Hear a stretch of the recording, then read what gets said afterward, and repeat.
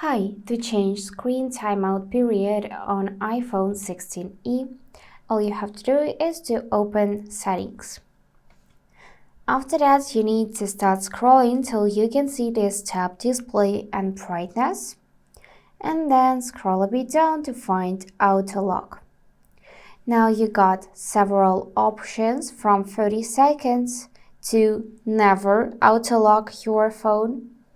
So just pick something. For example, I'm gonna select 5 minutes.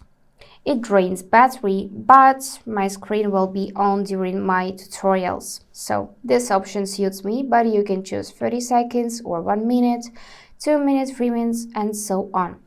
If you select never, then your phone may use more energy with this setting, and also your screen will never turn off. But if you manually lock it, it will turn off, of course. So that's it for today. If this video was helpful, please subscribe, like, and comment. And I wish you all the best. Bye bye.